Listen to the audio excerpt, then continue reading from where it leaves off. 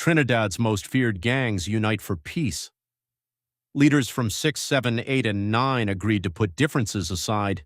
Even police said they welcome peace initiatives meant to unite rival gangs.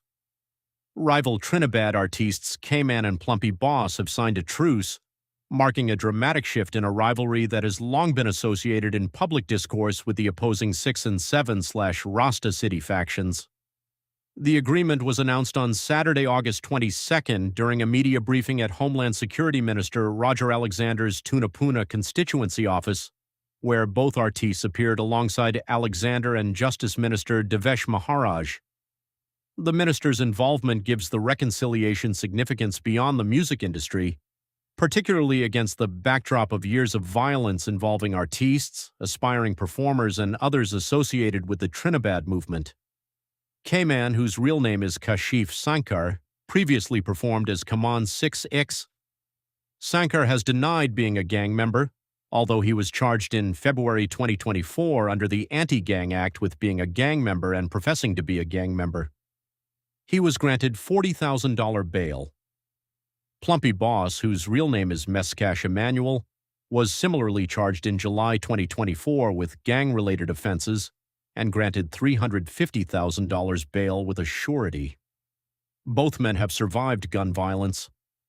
The significance of Saturday's truce is underscored by what both artists have experienced. In December 2023, gunmen opened fire on a vehicle traveling along the Churchill-Roosevelt Highway in an attack police believed was aimed at Sankar. Sankar survived, but Damian Chris, Levi Chris, and Jerry Hollingsworth, who were traveling with him, were killed.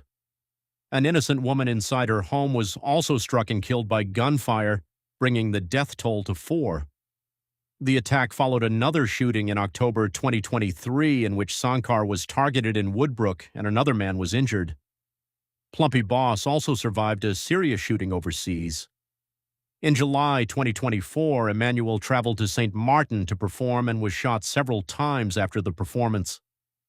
5 other people were also injured in the attack, leaving Emmanuel in critical condition. Trinidad's deadly history. Their survival is set against a grim history of violence surrounding the genre.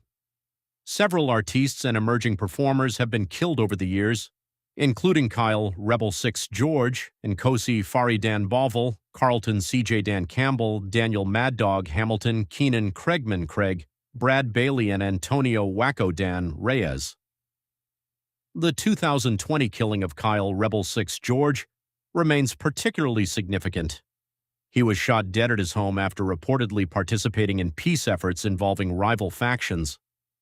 Reyes was also killed in St. Anne's in 2023 amid police concerns over an alleged gang dispute.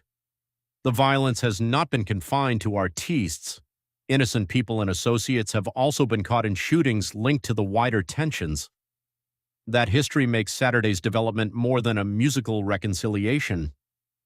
A chance to break the cycle, Trinidad has long been at the center of debate over the relationship between music, gang culture, and violence. While artists have argued that their lyrics reflect the realities of the communities from which they come, law enforcement officials have expressed concern over music and social media content allegedly promoting gang identities. Against that background, K-Man and Plumpy Boss publicly choosing peace represents a potentially significant departure. The question now is whether the truce will remain between the two artists or extend to their respective circles, supporters, and communities.